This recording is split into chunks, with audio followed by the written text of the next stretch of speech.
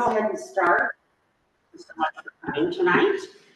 We will be live streaming this on our Facebook page. So if you want to watch it, you can go to Weber County League of Women Voters, and it will stay there for 30 days.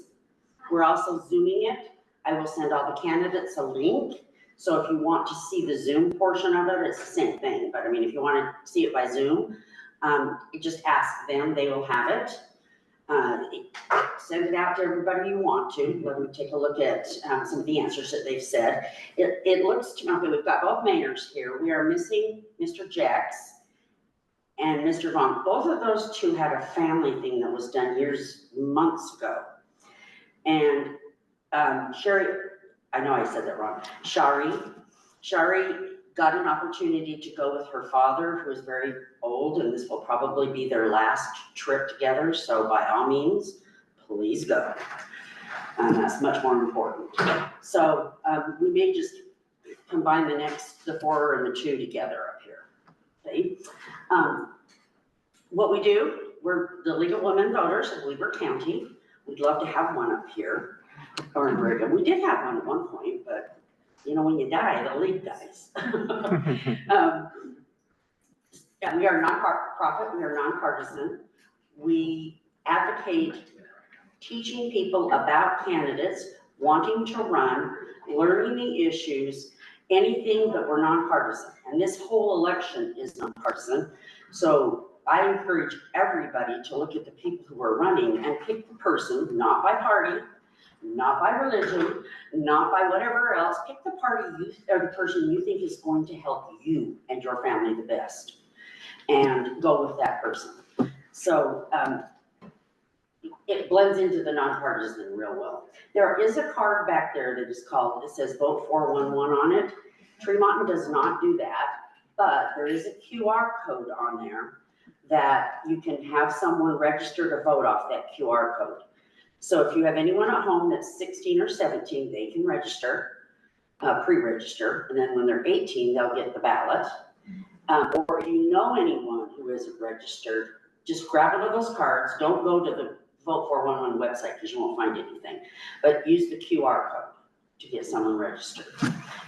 Okay, before we start, it took me a while to even contact anybody up here because of the horrible experience that happened. So we are going to take a moment and have a moment of silence in honor of the police officers who were involved in the shooting and give them our thoughts.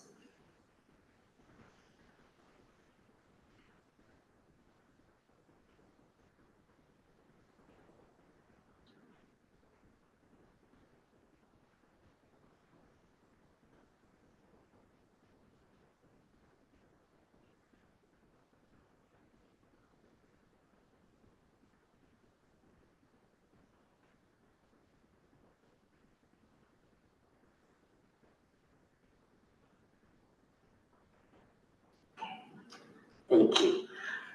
I don't know if you would have any idea, but that hit every city in this state. It just gives me chills to even think of it. Very concerned everywhere I went. That was the conversation. So realize other people were really thinking of you at that time. And I just left you alone for a while, so you have to hear me. Okay, the way this is going to go is they get 2 minutes to start out. They'll tell you everything they want you to know about them. Then I'll ask them some questions that you've given me and some that I've done some research on, and they have a minute to answer. And then we'll vacillate back and forth so that different people start. And the last little bit, they'll have a minute and a half to tell you why they are the most important candidate known to man. Our timekeepers are over here. We have a 30-second paddle and a stop paddle. And she beat you with the stop paddle. she does not look like a beating. So let's go ahead and get started with 2 minutes. It's Brett, right? Is that the correct way to say that, Brett? Rhodey. Did I make that up and make that a different name? Brett, go ahead, 2 minutes.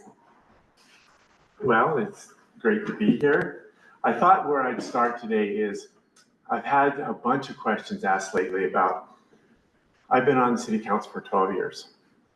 And why will things be different if I'm elected as mayor? And so I wanted to answer that because for the longest time, I did things one way. And the last year, year and a half, I've started to realize that we needed to change the way we do things in our local government.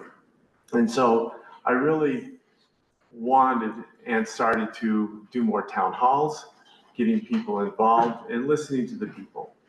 And what I found in some of our town halls that we did, especially when we did them on a high level of dignity with each other, we had some great conversations and we accomplished some wonderful things. We're trying to set goals and get the public input on those goals. And so that's what has happened. You know, the word rhetoric means that you give out information, but it's not sincere. This isn't rhetoric, okay? It's not. I really believe strongly in a good, balanced government of listening to people and also respecting the opinions of our staff and let the staff help support the decisions of our wonderful citizens in our community. So that's kind of what I'm really working on and what I really want to accomplish if I'm elected. Thank you.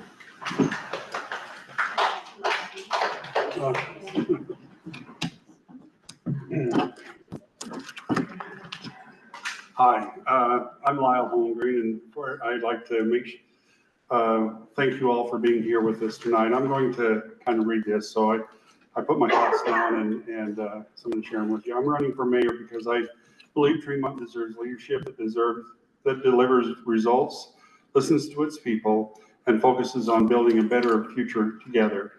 Over the past few years, we've made real progress.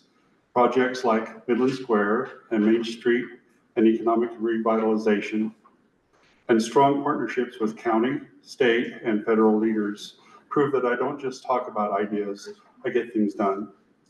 I've also led efforts in securing funding and developing the secondary and culinary water infrastructure that will support our community for generations to come. Water is the life of Tremonton, and we are well positioned for smart growth thanks to those investments. However, I also see an important issue. Our local politics often turns too negative and divisive and personal. Excessive energy is spent on personal attacks rather than addressing problems, which doesn't benefit our families, our businesses, or our community. I believe Tremonton deserves better. As mayor, I will lead with respect, civility, and collaboration. I will focus on bringing people together, citizens, businesses, and city leaders, so that decisions are made with input and with the future in mind. I value public input. This election isn't about who can argue the loudest. It's about who can move Tremonton forward.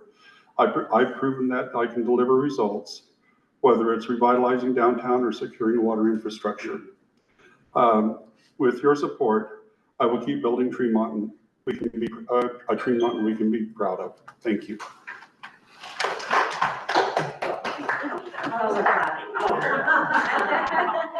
Will you answer now? Stay seated because your face is cut off. Yeah, please keep seated. In a Okay. thing. We can just see this part of your body. Sure. The camera's right in front of you in that owl. Oh, okay. Bad. I thought that was the camera, sorry. No, well, We got both going. Okay. We're rolling on all of them. Yeah. So would you rather us not stand at the end as well? Yes. Okay. I'd rather the people be able to see the face. Okay. Okay. Not our. we tend to get more people. No, not this part down. Yeah, we tend to get more people watch afterwards on Facebook Yes. Okay. that attend, so it's really important. We're gonna give you 1 minute to answer each of these questions. I know some people think a minute, that's not very much time, but if someone catches you on the street or stops you in a grocery store or whatever, you might only have a minute to answer a question, so we find that works. Okay, so our first question, and it will be for Lyle. Thank Okay. you very much. What do you feel is Tremonton's most pressing issue, and what specific action would you take to address it? I think probably the most pressing issue right now is dealing with the level of growth. We have a lot of people that are looking at, controlling or not controlling. I wouldn't say, I don't think controlling is the right word, but let's direct the growth and, with dealing with zoning and annexations. All of these things are changes that people are having a little, real difficult time, some of them with. We have to balance out, both the growth that is needed for economic development and for, for jobs for people, young people. A lot of young people that are moving in or even growing up here are having a hard time finding affordable housing. And so those kind of things I think are real issues that we really need to contend with. And along with that, of course, providing the infrastructure and everything. And I ask the candidates to please address the audience, because that way it'll get you on camera for the Facebook feed. Okay. So you don't need to talk to us. We're not. I'm listening. Okay. All right. We're listening. Okay. So I think public trust to me is a huge issue. I think that once we can develop some really good public trust, we can accomplish most anything together.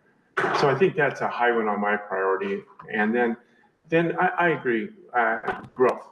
We need to growth has been a sore subject, if you will, and we need to figure that out through a general plan.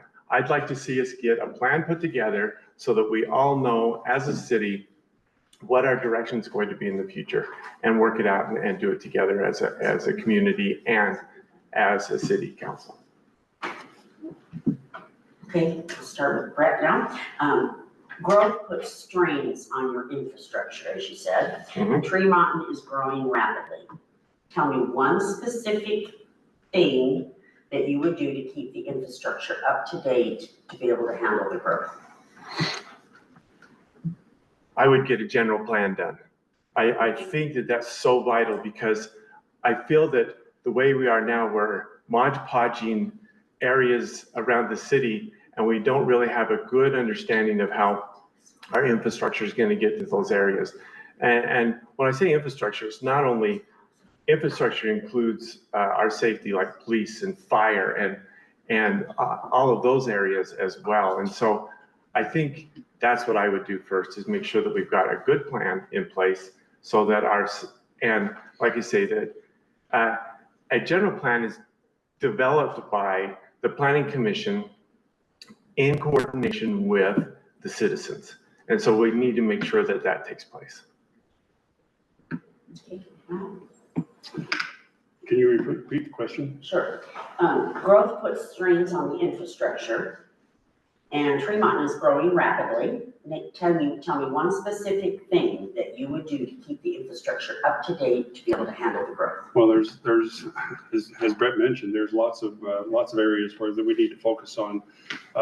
If we were to nail it down to maybe one or two things, I would say that securing our water, making sure that water is in place. We are working with the Bear River Water Conservancy District and other organizations to increase the supply of water into the Tremonton area. That would be one area. I would agree with Brett on the need for our public safety is a big issue. Keeping up with that. One of the things that was brought out in one of our recent council meetings is the need for a lot of our infrastructure is aging. We have infrastructure on the older part of Tremonton that is up to 80 years old, and it's starting to fail. So we need to focus on revitalizing and improving those areas, mainly in the older part of town. Okay, starting with Lyle. At times the public feels left out of city decisions. How will you increase opportunities for citizens to participate?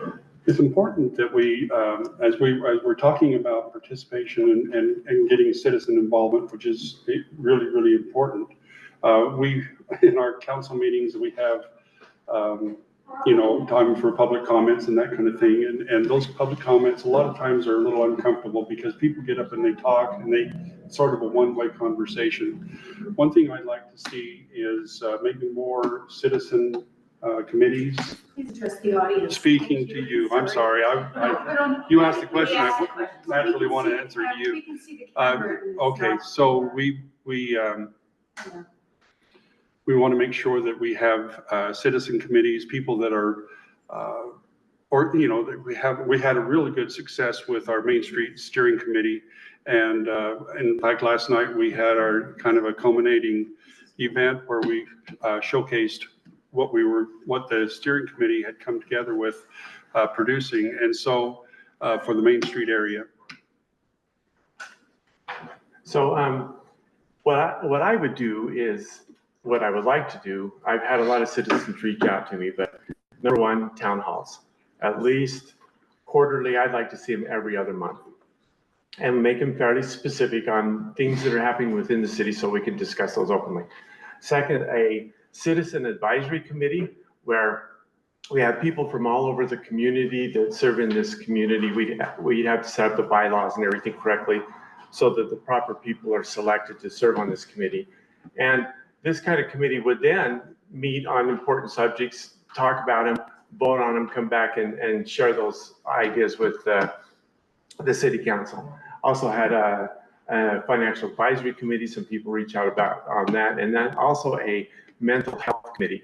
And these are all people reaching out to us wanting to get these things going, so people want to participate.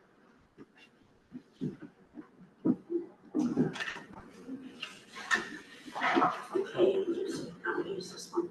What's more important for our city right now? Building more new homes and high density housing, or rehabbing and expanding our existing homes and storefronts? Starting with Brett. I think it's my turn. Yeah. First, yeah, I think. Well, that's a cart before the horse, and I don't know which one's a cart and which one's a horse in this case. Okay, I really don't. They're both vital. I have to go back to the general plan. That's got to be in place, and that will direct what we're going to do with our housing and what we're going to do with our retail. I do feel, however, we really need to put a lot of emphasis on economic development and getting retail into our town. And so I think that will drive a lot of people wanting to move here. It will give people jobs here locally so they don't have to travel all the way to Salt Lake or Ogden.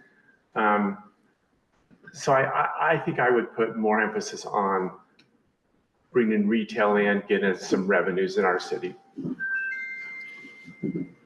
Affordable housing is a critical issue. Housing is unaffordable for many people, and especially many young people coming into the area. Rents are high, and so it's sort of a supply. In my mind, it's a little bit of a supply and demand issue. If we don't have the supply there, you're going to see increased costs, housing costs, and that kind of thing. I feel like we need to focus on, and again, we need to focus on Main Street. This is an area that we need to revitalize and get down to, get it working. The other area we need to really focus on is economic development. We already have businesses that are looking to come into this area. We need to be careful as we're making these plans that we don't have unintended consequences by either shutting down economic development or that kind of thing. We want to make sure that we keep that going, and yeah. Okay. And starting with Lyle, yes. What is your plan to incentivize businesses to come to Tremonton, and what types of businesses would you target? Oh, that's a great question. So what in incentivizing businesses to come to Tremonton is kind of a catch-22. We have an inland port area where we need to get in infrastructure across the freeway into this inland port area on the southwest part of town. And that's going to take a little different situation, maybe more of a incentive sort of a thing than maybe some other areas where we have industry or businesses that are ready to come into the Tremonton area and build and get going. We have areas over in the west part of Tremonton that we are looking to working with these developers, these businesses to build larger facilities for businesses to come in, you know, in some cases, hundreds of jobs. And so we're looking at that. So I'm concerned about affordability, housing affordability, and economic development.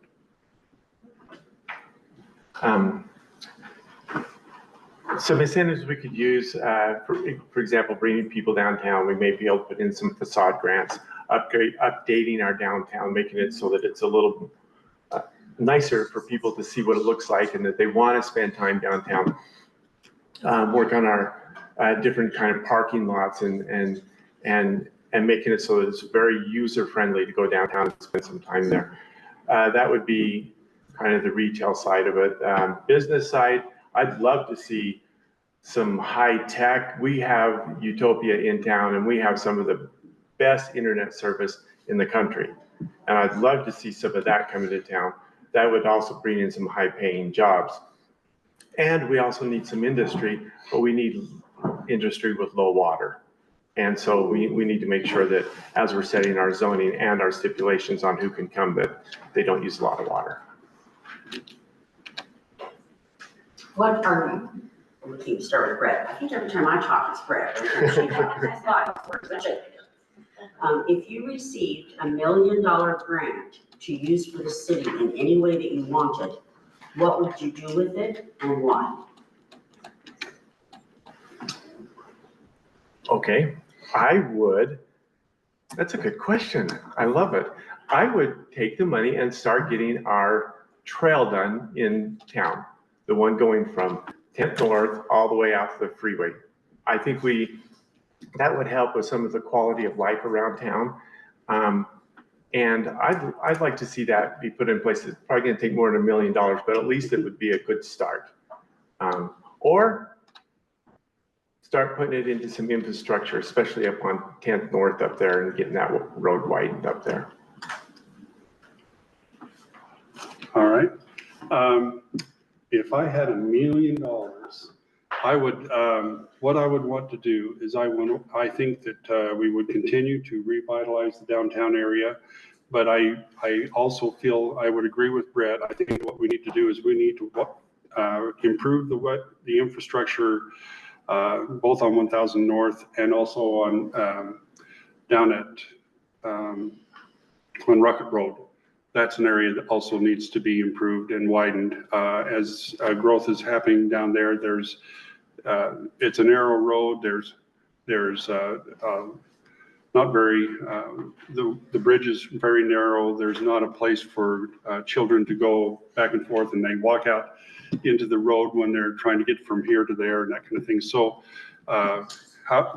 roads, putting some emphasis on the roads downtown, 1000 North and 1000 and Rocket Road, and also looking at revitalizing Main Street.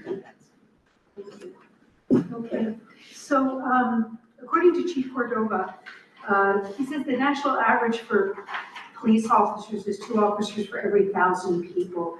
Currently, the city has one officer for 853, so almost half the number that you need.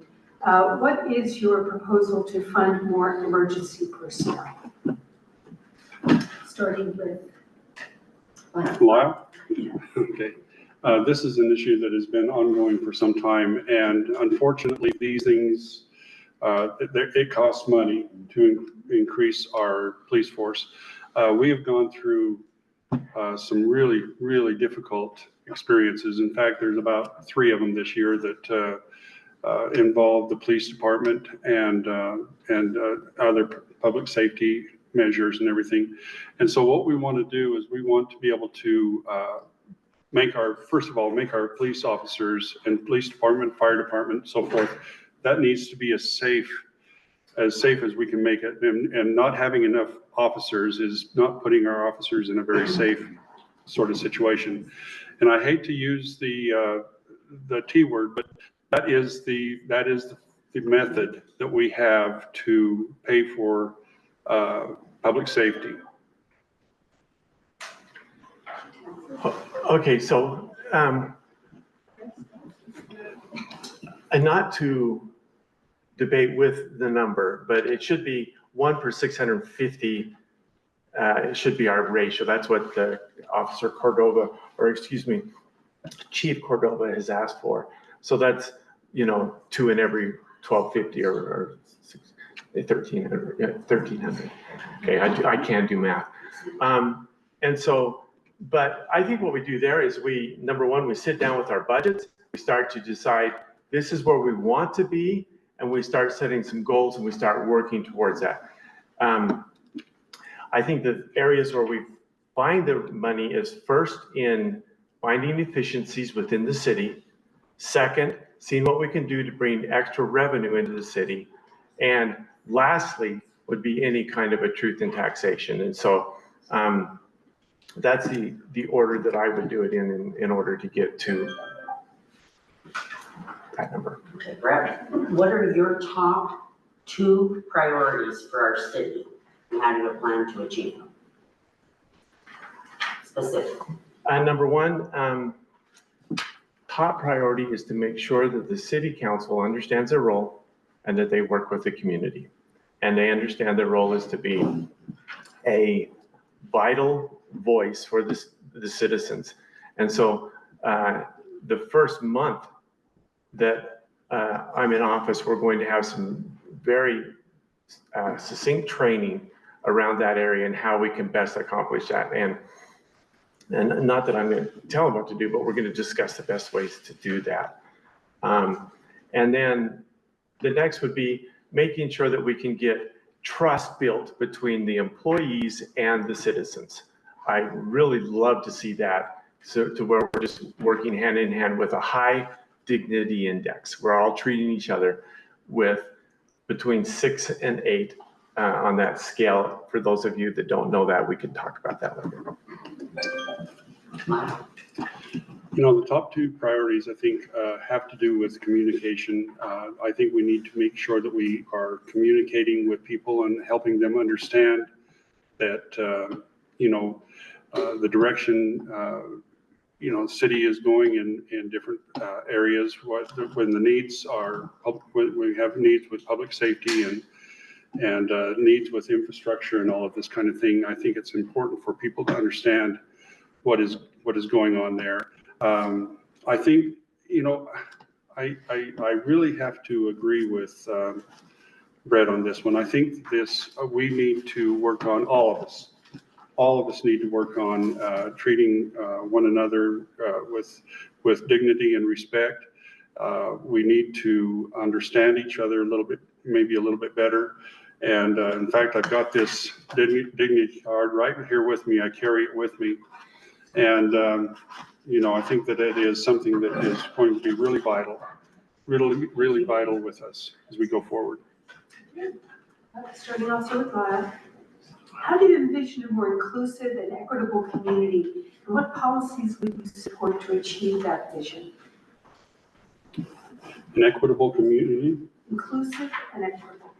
Well, I have to come back to, we need to have, we need to be able to understand one another. We need to understand that we're all basically on the same team here. As a mayor or as a council member or whatever, you're called to do, you're in this position. You're just one of the citizens. You're a citizen just like everybody else, and you're not sort of the enemy, and we're just having to make decisions that involve all the community. We can't just, involve those that are most active and most vocal about something, we have to consider everybody, all the 13,500 people that live in our community. So I think to get some unity, if you will, let's just, we just need to make sure that we're listening to everyone's voice. I totally agree. And I think there's easy ways to do that through different formats of town halls and the right kind of social media and whatnot. I think there is also a level of trust. I would like to see more people contact the city councilors and talk to them and share their opinion on things. This 12 years I've been in, I could have taken a lot more phone calls from people. Now, I hope it wasn't because I was intimidating or anything, but I'd like to really encourage that our city council get out there and be a voice of the people. Okay, Brett? Oh, you're changing. Yes. So we start with Brett. What is your vision for the city and what kind of legacy will you leave in the next decade? If I look back 10 years or go forward 10 years, what will I see that you did? Okay. If I could help change the culture to where we had more trust between everyone, I'd be the happiest man on earth. Okay. And so that would be my main priority, is just identify what it's going to take to develop that trust, to develop that dignity with each other. And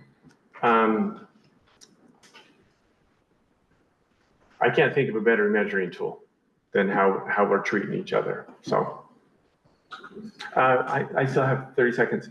There was a great saying in a book on Les Mis, and it just simply says that you can measure the people by if they enjoy paying taxes or not. Right? And so if they're okay paying them, it means they're happy, right? If they're really regret it, it means they're not happy. So I thought that was an interesting comment. Okay, next question, we're starting with Lyle. No, I didn't allow it. Oh, I'm sorry. Could you repeat the question, please? What, 10 years from now, when I look back, what do I see that you've left here? An improved Main Street, a more revitalized Main Street in downtown, a place where people can feel good about coming and dining and all of that kind of thing. I think the other area that I feel like I've made a difference is in our water infrastructure. We've made huge strides toward our efficiency, our availability of culinary water through the use of secondary water. In 2024, Tremonton, as a result of increasing the secondary water in Tremonton, we have saved over 200 million gallons of culinary water. So that increases a lot of capacity. It increases capacity for economic development. It increases capacity for the expected growth that we're going to have.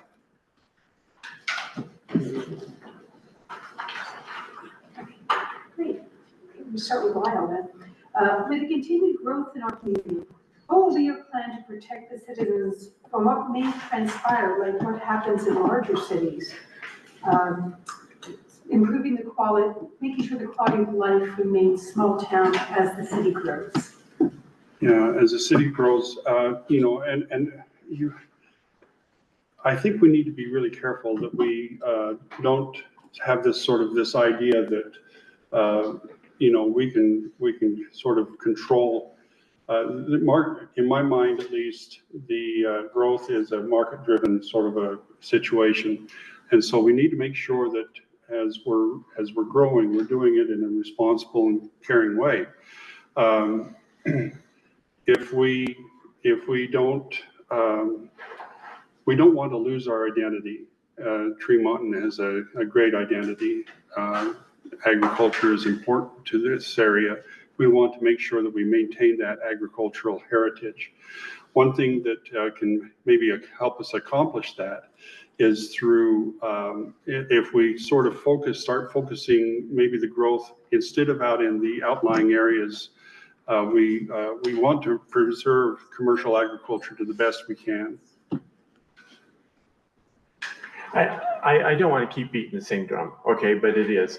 If we sit down and we get a nice plan put together, and then we can start to decide what does our growth look like, okay?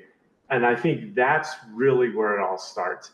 Then we can go through and identify, this is where we want growth to happen. This is what kind of growth we want to happen. This is what the citizens feel is strongest, and how they can help us understand their feelings on maintaining the vision of a rural atmosphere or feeling. But then on the other side of that too, we need to use our experts from the city to help bring it all together so that we can understand, okay, here's the positive sides to this kind of growth, and then here's how the citizens feel. Can we find neutral ground? But part of this growth also has to include infrastructure, police, fire, all of these other areas that need to support those areas as we grow. Okay, Brett? Describe your experience in working with a budget from preparation to management of the budget.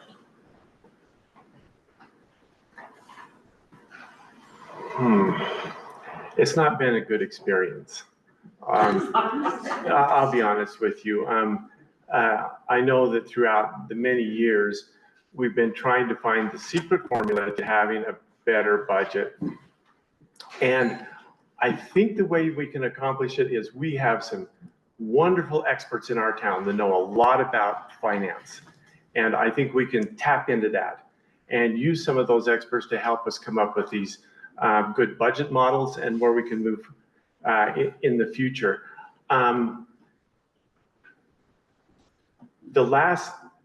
It was all thrown on the city council to try to figure the budget out, and I don't agree with that.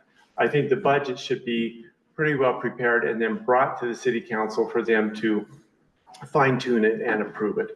And so that's what I would like to see, is start it early and let's get it all ready so we can all sit down and discuss it together as a city council and approve it. You know, it was a rough budget season this year, and a lot of it is what kind of came out in this budget season is the deficits that the city is experiencing. Areas like parks and recreation, it's an area where we are sorely deficient. Public safety again, and I mentioned earlier our infrastructure. We've got 80-year-old water lines and that kind of thing that need to be replaced. So we're needing to make sure that we have a way that in the past, the way it has been done is it has been brought to the council basically ready to go. And this year we learned from this experience how some of the deficits in some of the areas really are sorely in need in our community. Thank you. Okay. Municipal elections are traditionally nonpartisan. Some think that partisanship has crept into our local races. Is this a fair statement? What would you do to address that? You're asking me? Sorry. I think we need to have more understanding of each other. We're not the enemies. We're not here to cause problems or anything like that.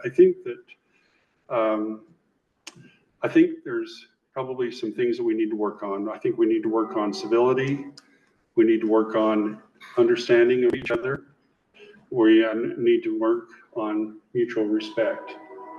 And if we do that, I think that we can Tremonton can accomplish great things if we work on that. I feel like the health of our community depends on how we treat each other and how we talk about each other. It's not one of those things that we need to spend much time, deriding the other person, deriding somebody that's running for office and that kind of thing. I'm not saying that's the case here, but I am saying that this is an issue that we need to work on. Now, I want you to clarify that question again, because I don't know if I heard it correctly. Municipal elections are traditionally nonpartisan. Something partisanship has crept into our local races. Is this a fair statement? What would you do to address it? I don't think it's a fair statement. I don't think that has crawled into it. I do think, however, that we can, I agree. We show respect. We treat each other with respect. You build upon your own merits. You build upon your own styles, and let the people decide. I'm sorry. I don't feel that we're divided that way. I know the country's polarized horribly, but I don't feel that huge polarization in Tremonton proper. But yeah, it does exist a little bit. So we can work on trying to get the trust back and trying to bring us all back together as a community. So. Okay. Can't decide which one I want.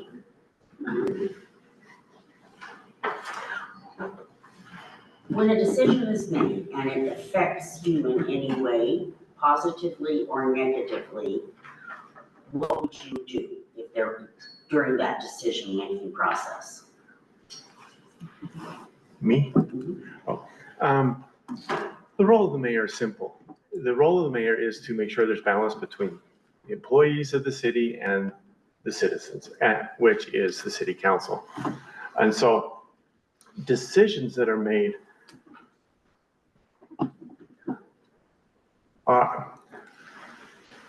shouldn't matter what I think.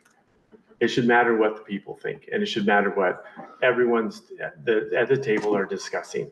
And so I think the important thing is pulling yourself out and not forming an opinion or swaying an opinion, but trying to support the best politics and the best debate and discussion that can take place to make good decisions. So that's my answer. About when I was on the city council I would say it was about 10 years ago. That was at a time when we had a little small development. And one of the things that the city wanted to do was they wanted to come in and they wanted to put on a coat of gravel, and a fog coat is what they call it. And this was there were a couple of ways we could have gone. We could have gone with the less expensive, which would have been taken more, it would have not lasted as long, or we could have gone with this, what they call fog coat. And in that, I voted for going with the more expensive because it was the better decision. It was the right decision. And so when it comes to I agree with, that when it comes to the mayor is kind of a different role. The mayor does not have a vote per se. Only on rare occasions does the mayor have a vote. Thank you. Now, a minute and a half, we'll start with Brett. Why should I vote for you over any other candidate that is running, since there's one? But why should I vote for you? You have a minute and a half to answer that. I think I get people asking me all the time, well, you and Lyle are a lot alike. Okay, well, in some ways we are. Okay, in some ways we are. We have a belief system that's very similar, and I know that we're both very service oriented, and we love people. Okay, it's just a leadership style. That's what I tell them. You just need to decide what leadership style is going to meet your needs. Okay, is it the way that I want to lead, or is it the way Lyle leads? And it's not to say one's better than the other, but it's a decision. And that's what's awesome about this year is the public finally has an opportunity to make that choice. And so I'm just excited, number one, that you gave me the opportunity to be here. I appreciate your vote. I appreciate your confidence. And if elected, I'll just move forward with the same things that I've been talking about for the last 6 months. And I'll push that leadership style forward to the city council and to citizens and try to include them in most all of our decisions. You know, we are a small community, and we are a community that's made up of citizens, and sometimes some of us get the opportunity and the confidence to run for office and get voted into office and that kind of thing. This is an opportunity for us to do it isn't the right thing or the wrong thing here. Brett and I have been friends for many, many years, and we've enjoyed each other's company. When we go to these activities, like we've got one tomorrow, we're going to go down and we're going to enjoy each other. We're going to go out to dinner together with each other. It really isn't a matter of what's right or wrong. What I will say though is I have a track record of getting things done. I have a track record with working with citizen advisory committees and getting something accomplished. And I feel like our Main Street is a great example of that. I think that also economic development is an important part of what we're going to do. That's our future, is economic development. And I feel like we've got a lot to do, a lot to accomplish there. Thank you so much for being here. Anybody who dares to run for an office deserves a round of applause.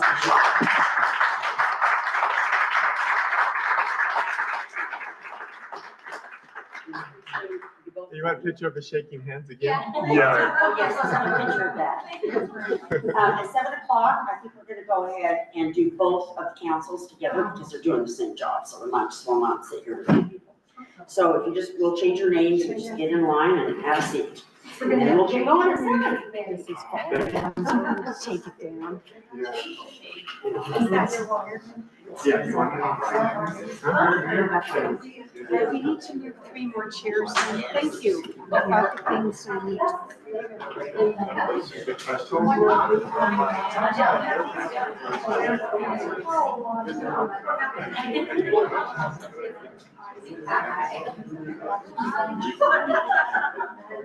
The first meeting is at 9. And so I want to be there at 8.